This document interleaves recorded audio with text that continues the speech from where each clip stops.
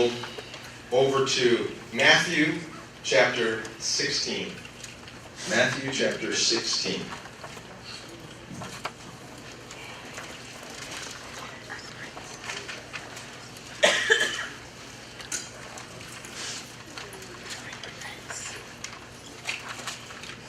Matthew chapter 16. Let me know when you're there.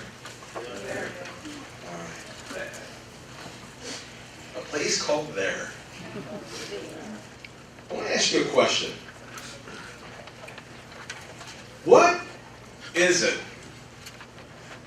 that keeps people from moving to the next thing God has for them?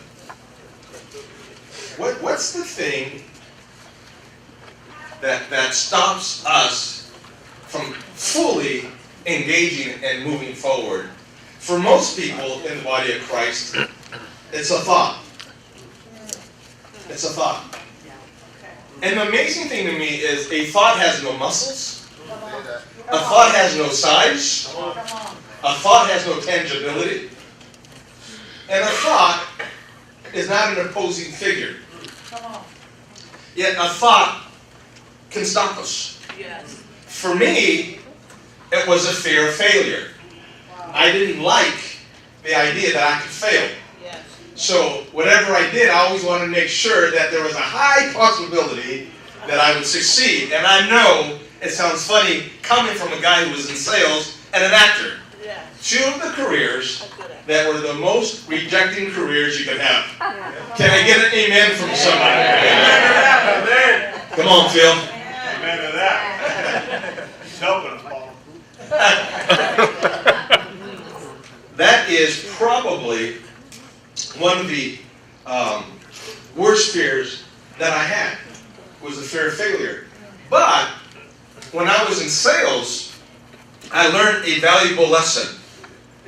That fear or failure, the fear of failure, wasn't bad. Failure itself wasn't bad, I should say. Not the fear, but failure wasn't bad. It was actually something that I can learn from. Yes. And I learned that failure is really the first step towards your success. Yes. Because when I didn't get a bid when I was a sales guy, I went back and found out why. Yes. I did research, Yes. followed up, Yes. and then made my weakness a strength. Yes. Because I knew in my mind, next year when I go back, I'm going to win that bid. Yes. Come on. Yes. Come on. And most of the time I did.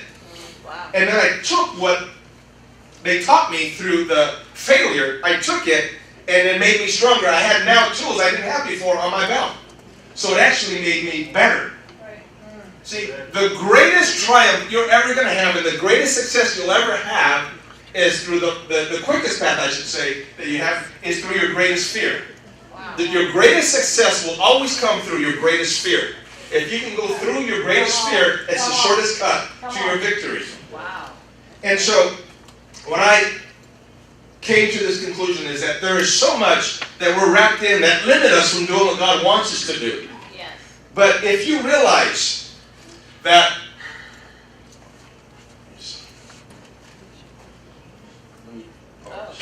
this is a cup, but if you realize that she didn't buy the cup for the cup, she bought it for the latte inside of it.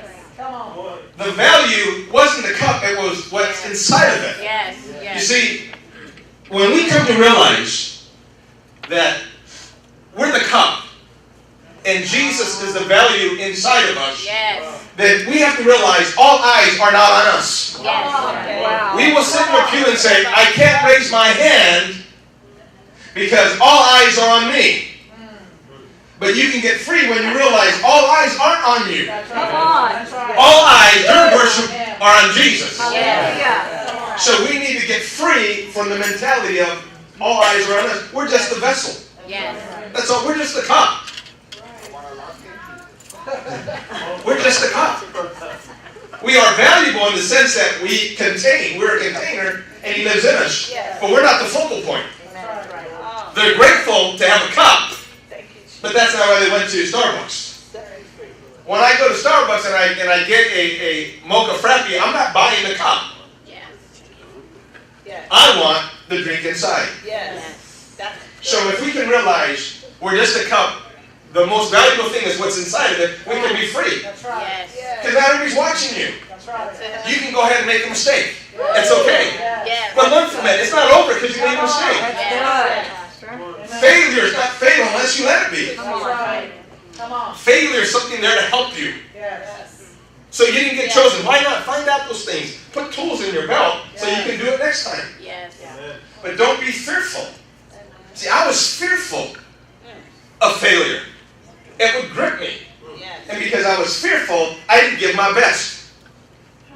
But when I got free of it, then I started outselling everybody. Wow. Because I wasn't afraid to. I pushed the envelope. Yes. Why? I had nothing to lose. I didn't have the job before I started. So I pushed the envelope. See how far I could go. Right. But I listened. And I took in everything they said. And when people said, don't do that, because that's not what they're really asking, I knew what he asked. So I said, he asked that question, I'm going to answer it. In my bid. And I'd answer it. And though my bid wasn't the lowest, they picked me. And the guy said to me, you know why I picked you? I said, why? He said, because you're the only one that listened. Yes. Awesome. You weren't fearful to give me a good price. You weren't going for the lowest. You were trying to answer my question. And because you did that, that's why I'm hiring you. Wow. Think about that. You got to be able to push the envelope and step out and do something without fear. Yes. Because most of us don't have what we're fearing anyways. We'll walk out the same way we went in. When I went out to interview and do readings for movies, I didn't have the job when I went in. So when I went out, if I didn't have the job, it's not a big deal. Right. Yeah. But when you have fear of failure, it is. Yeah. Then you can't give your best because you're always, what did I do? What did I do? What happened? Yes. But when you're free, you don't care. Yes. I went for a thing a long time ago in a show called The Bold Ones. Old Universal show, long time ago. And they wanted someone, and I wanted the job so bad. They wanted someone who could speak Spanish. Well, my Spanish was really bad. And so they gave me lines in English. And normally what I would do if I had to speak Spanish, I'd think of my mom or my grandmother, and they'd teach me, and then I'd be able to do it. But what ended up happening was, when I got there, they said, okay, we want you to change from English into Spanish. And so I was about 8, 9 years old. And so I said, okay. And I made up Spanish. So I looked around and go, you know what? If they're asking me to do it, they don't know what it says. So there was something about going to see the painter, and I didn't know how to say, the artist. So all I knew was a painter. And like I just told you before, I put an O at the end of everything. He was now painting that door. So I said that. But guess what? I got the job. Made up Spanish and everything. But when you don't have fear,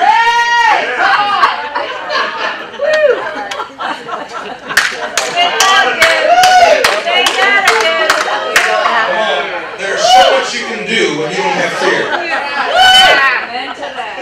See, Praise God. That's right. there is a common path to success and not succeeding. It's the same path. It's called your thinking. Yes. How you think. It matters. Are you over at Matthew? Yes. Matthew chapter 16 and verse 13. Father, we thank you for your word this morning. We're excited about what you're doing. Father, cause our ears to open so that we would hear what your Spirit is saying in this season. So, Father, we thank you. God, cause transformation to come. In Jesus' name, amen. Amen. Say no fear No fear of failure. Of failure. All right, come on. Come on, you're going to get things done like you never haven't done before if you're okay with failing. Yeah. But if you use it right, you're going to come out victorious. Yeah. Come on, think about this for a second. Peter denied Jesus. Yes. You want to talk about failure? He failed. But you know what? On the day of Pentecost, who did God use? That's right. Peter. Come on. Yeah. Amen. Come on, he was the voice leading the 3,000 of Christ. Yes. Come on. Just because you have a setback don't mean it's over. Woo. Say that. You just have a setback to go, woo, here I come. Verse 13. of Caesarea Philippi, he asked his disciples, saying, "Who do men say that I am? Who the Son of Man am?" So they said, "Some say John the Baptist, some Elijah, others Jeremiah, or one of the prophets." And he said to them, "But who do you say that I am?" Yes. Simon Peter answered and said, "You are the Christ, the Son of the living God." And Jesus answered and said to them, "Blessed are you, Simon Bar-Jonah, for flesh and blood has not revealed this to you, but my Father who is in heaven." Jesus asked that question because he's asking, what thoughts are forming you? Come on. Whose thoughts are forming you? Yes. Come on. Who are you listening to that are forming your opinions? Yes. Who are you listening to? See, as a church, the body in general, many churches today in America are listening to secular society. And they're forming their churches accordingly. Yes. They have shut up the Holy Ghost and have become ingrained in the culture and what they're saying. See, in church, I went to a church, now you all know this, but I went to a church where, a long time ago, where all the men knew one scripture. Just one. And it wasn't John 3:16. It was Ephesians 5:22. Wives, submit to your husbands. That was the scripture all the men knew. And they say it all the time. Every men's meeting they have, that's what they would talk about. And I remember there was a lot of trouble in that church in marriages. Because no matter what went wrong, the men were always kind of like, "Wives, submit to your husband." And so when me and Linda got in an argument, I would tell woman, the Bible says, "Wives, submit to your husband." Well, if you know Pastor Linda for any length of time, you know that didn't go for very well. But if you're going to declare a scripture and you want it to work, you better be doing the Bible. Come on. Yes. That's right. You better be doing the Bible. The Bible says that the man is the head of the wife. Right? Yes. It didn't say the head of the maid or the slave. It said the wife. Yes. But see, when we hear the term, husbands are head of the wife, we think worldly.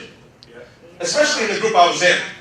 They thought like a staffing pattern, a organizational chart. That's what they thought. So they thought, the husband, the man, he's on top. Whatever he says goes. The wife's in second, and then the children are way down the totem pole. And so he got to rule. So they looked at it as an organizational chart. But the Bible says in Matthew 20 and Mark 10 that Jesus didn't come to be served.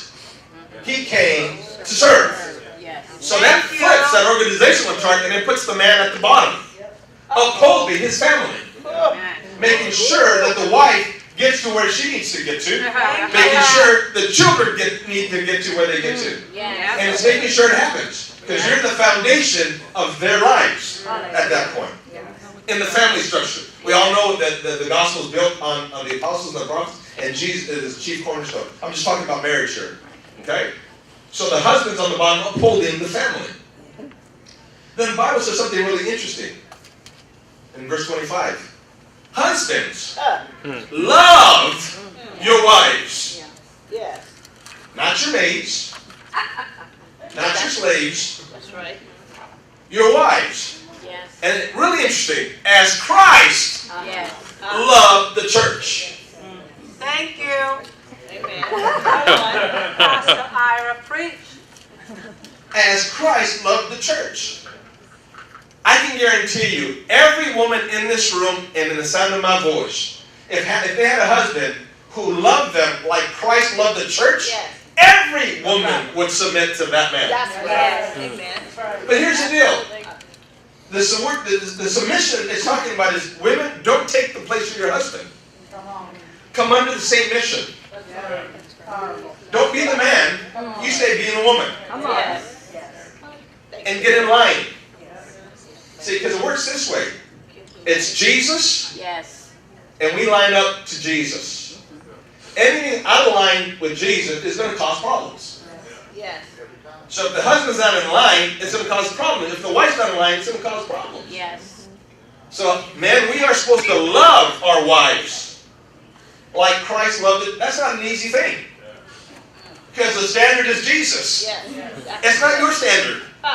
It's not my standard. It's His standard. That's hard to live up to. Come on, if we were honest, most men would say, can we switch with the women? Just let them love us. And we'll submit. Because it's not an easy thing. Right? Right.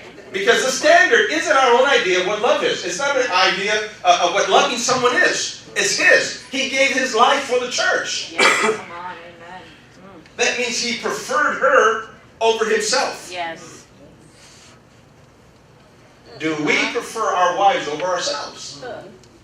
Good question. Ladies, the Bible says, respect your husbands. Amen. Don't go around talking to your tia Lencha and start telling her all the problems you're having with your husband. Because you know what's going to happen? You'll forget, but your in-laws and your cousins and your tia and tios won't forget. Yeah. They will remember it. Nobody. Always. They will remember that. Yes. And they're going to hold it against them. Yes. So don't forget to respect your husbands. Amen? It's important. Let's keep Good teacher. going. Go ahead. Go. Let's go over.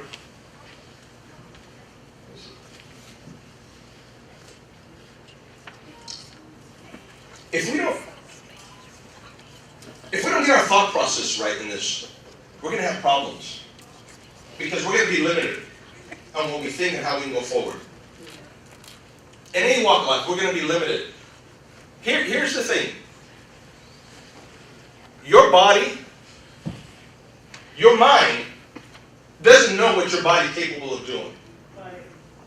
Your mind really has no idea what your body can do, what you can do. There's so much inside you can do so much. When we were at this conference, there was a pastor by the name of Craig Rochelle, who's from Life Church in Oklahoma City, which one of the top 4 churches in attendance on a weekly basis in the United States, one of the biggest churches. And he was there, and he was speaking. And he talked about, it was really interesting, he talked about a friend of his who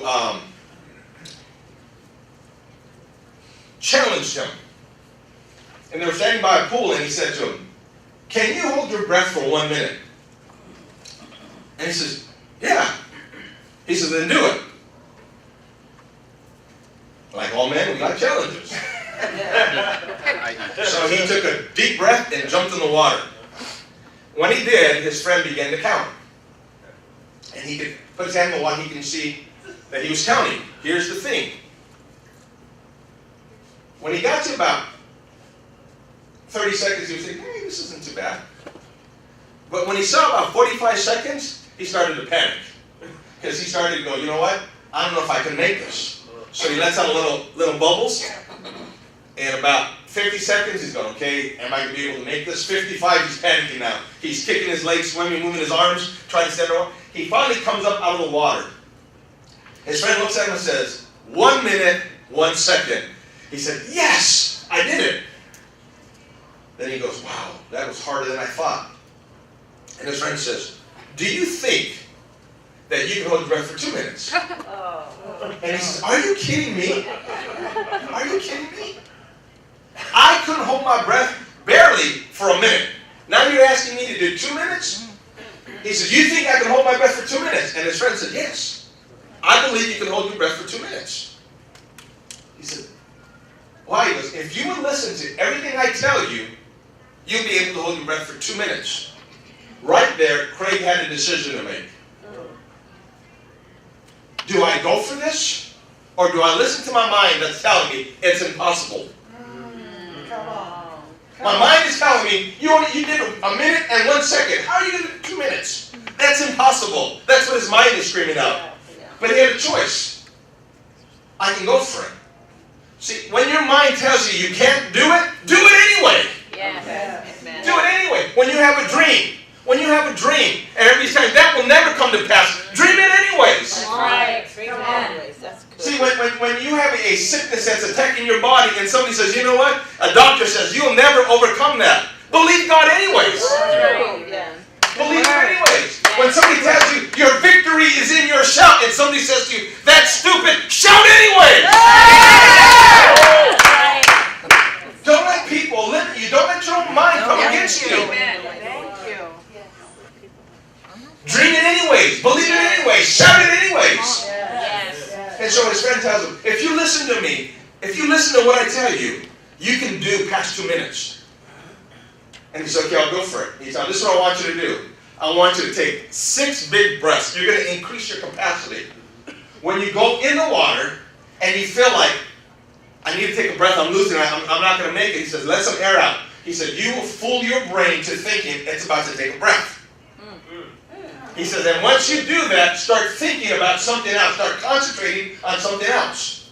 He said, you ready? He goes, I'm ready. So he does his 6 breaths. He goes underwater. And his friend begins to count. And every so often, he let him know where he was at. When he got to about 45 seconds, he said, he saw it was 45 seconds and said, you know what? I'm doing pretty good.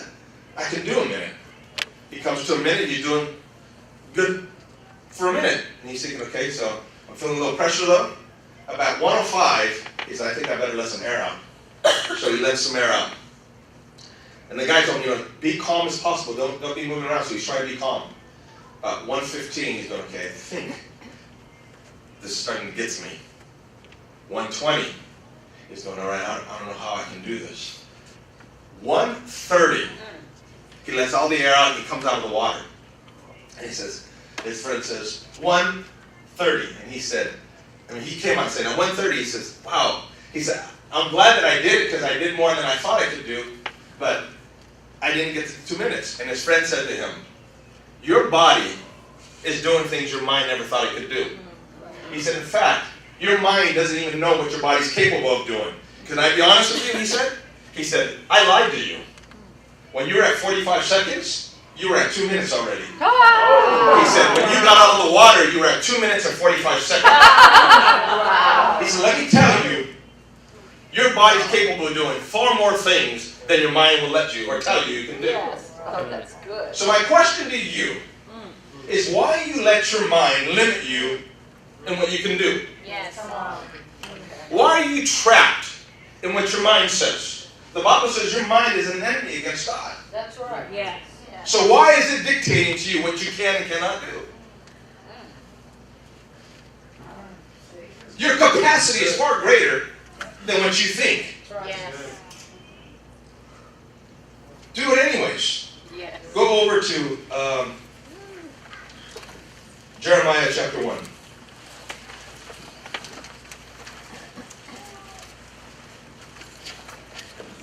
Jeremiah chapter 1, verse 5.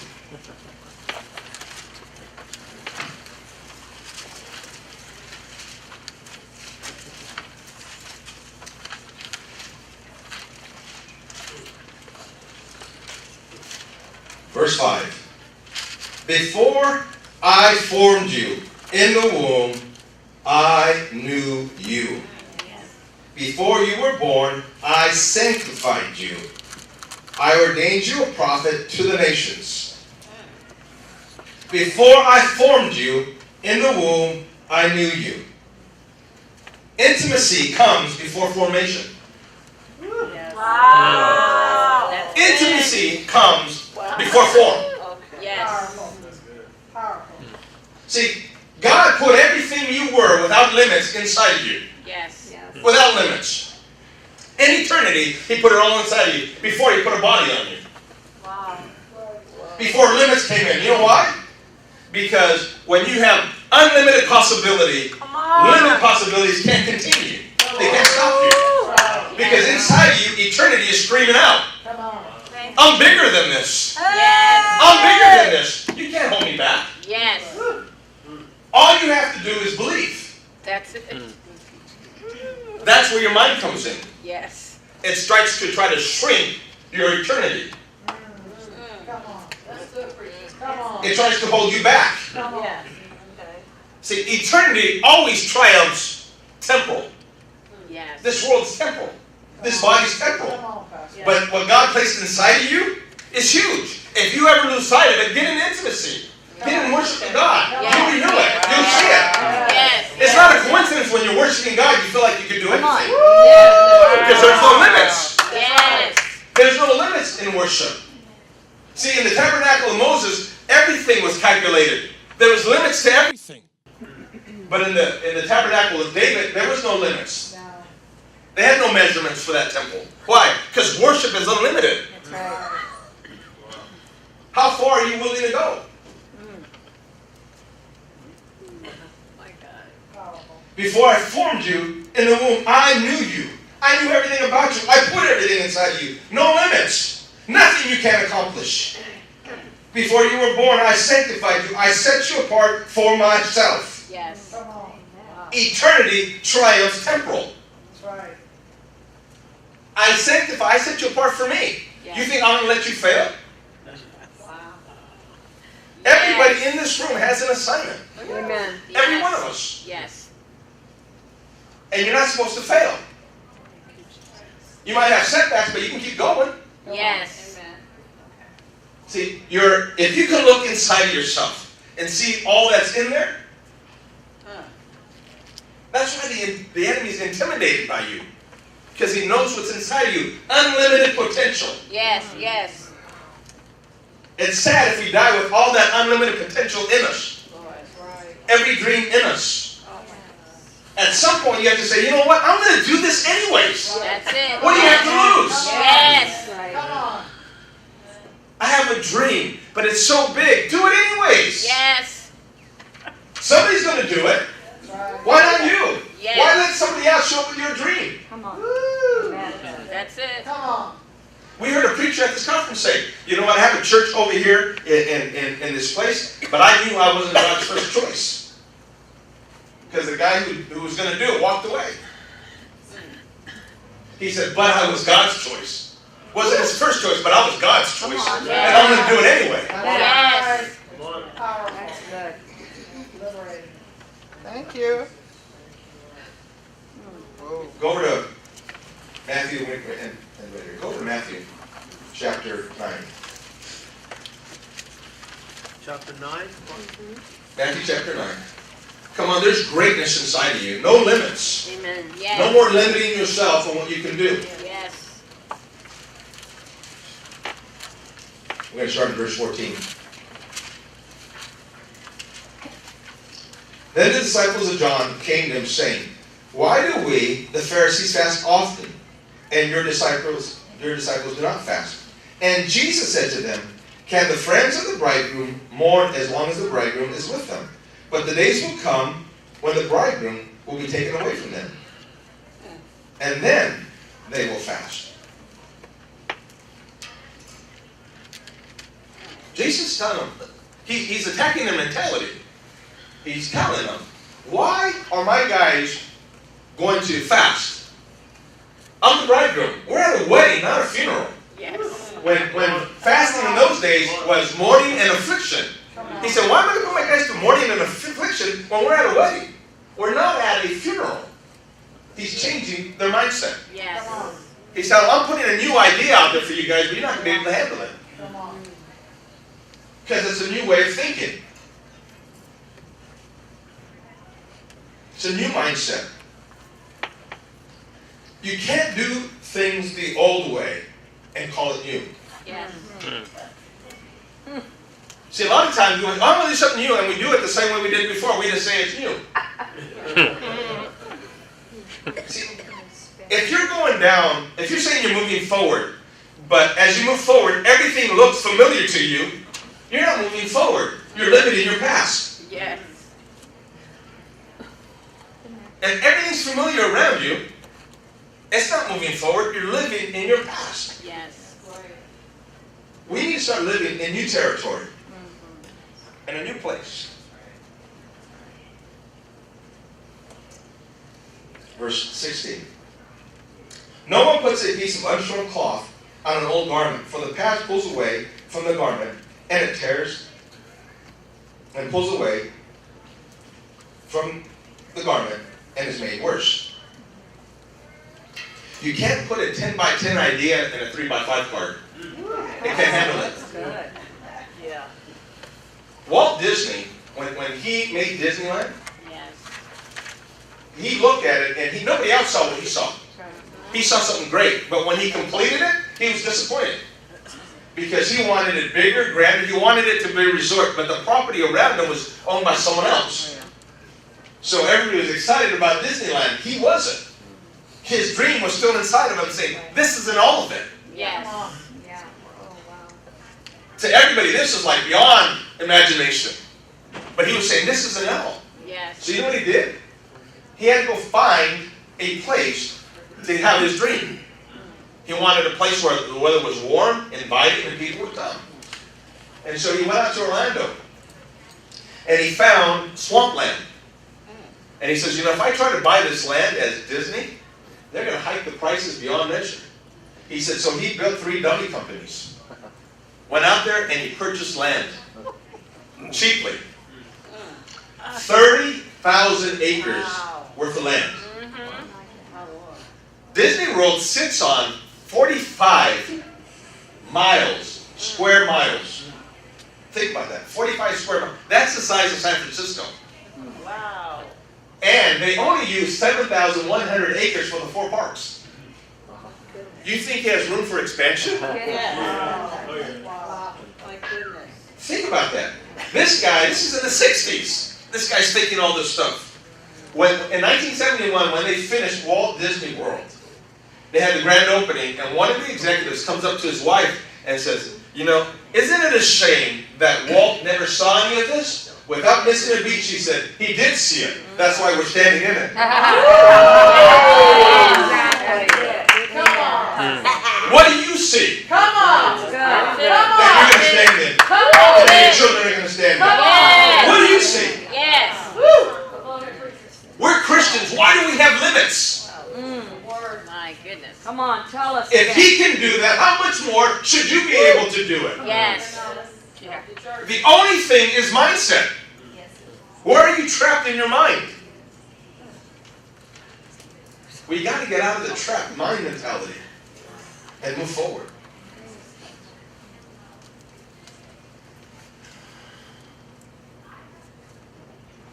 Verse 17. Nor do they put new wine into old wineskins, or else the wineskins break. The wine is spilled, and the wineskins are ruined. But they put new wine into new wineskins, and both are preserved. Wineskins. I like to say this word, mind skin. Wow. Because we got to put new ideas in our mind skin without breaking them. Come on. See, if we can't put new ideas in our mind, if we can't step out to go after them, we say we're stuck. I can't move forward. But in all actuality, what's happening is we end up looking just like the world. That's why people can't tell the difference between a Christian and the world, because we're standing in the same place they are. I showed you that cup. That cup, think of a cup. Put a cup in your hand, your imaginary hand. Not your real hand, but imaginary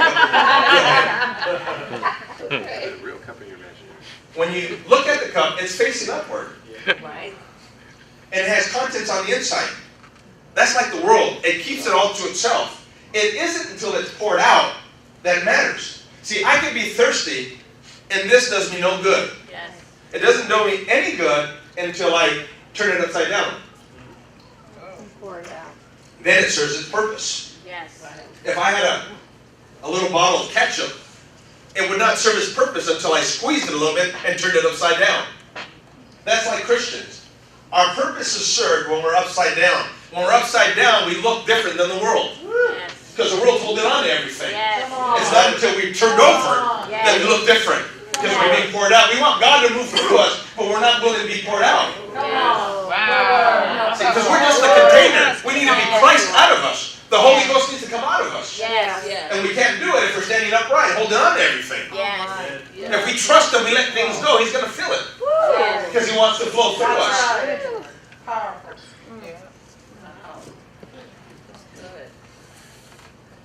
Verse 19. So Jesus arose and followed, and so did His disciples. And suddenly a woman who had a flow of blood for 12 years came from behind and touched the hem of his garment.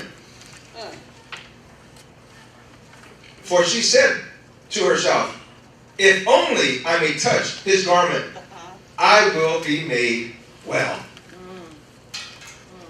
She just didn't touch his garment. She made a declaration.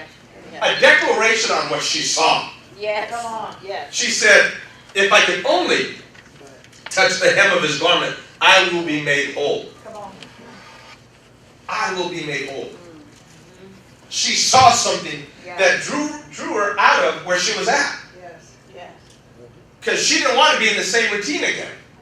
See, her routine was going, pay money to go see a doctor, but nothing changed. Right. Yeah. She had to come to the place and say, you know what, I got to break this mentality that the doctor's going to heal me. Yes. I got to break the mentality that I'm doing this as a routine. Time for me to go forward. And she hears about Jesus and said, that's it right there. And she sees herself healed because she says, if only I can touch the hem of his garment, I shall be made whole. Yes. What she saw drove her towards something Yes. that brought her deliverance. Come on. Wow. What do you see? If you're not seeing something, something's wrong. Yes. We got to see things. Yes. There's no limits on what you can see. It doesn't cost you a penny. 22. But Jesus turned around, and when he saw her, he said, be of good cheer, daughter, your faith has made you well. She got what she saw. She got what she saw. In Luke and Mark Gospel, it said that power came out of him. Not that he released it, she took it. Yes. She took it from him. Because she saw something. If I can touch the hem of his garment, I'm going to be... He turned around and said, who touched me? Somebody yanked this. I didn't release it. Somebody yanked it out of me. Yeah.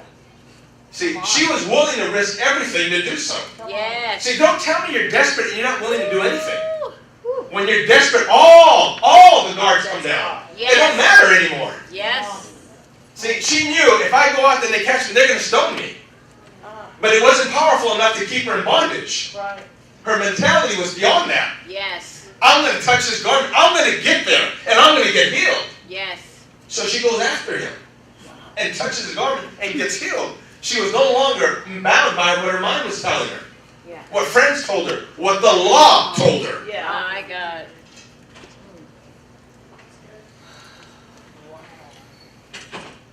And when Jesus came to the ruler's house and saw the flute players and the noisy crowd wailing, he said to them, make room for the girl is not dead, but sleeping. And they ridiculed him. He goes in the house, she sees her, she's not dead, she's sleeping. And they ridiculed him. But you know what? He prayed anyway. Yes. Yes. He prayed anyway. Yes. When people make fun of you, are you willing to pray anyway? That's it. When people put down Christianity, are you willing to stand up and be a Christian anyway? Are you willing to live the Christian life when people make fun of it? That's You willing to do it anyway? Yes. Yes. When nobody wants to pray, somebody's in the hospital and they're dying, and nobody wants to because there's fear, are you willing to pray anyway? Yes. Yes.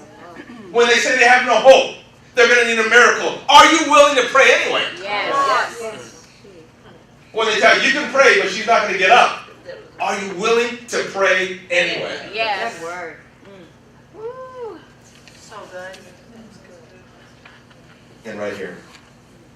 But when the crowd was put outside, he went in, took her by the hand, and the girl arose.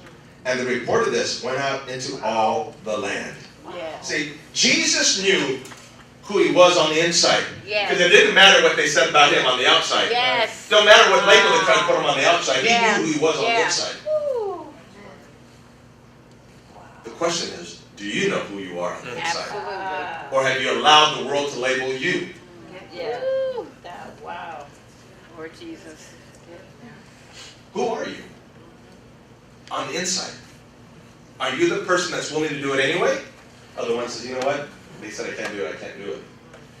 I can't go there. Gosh. Or are you the one that's willing to do it anyway? Let's bow our heads.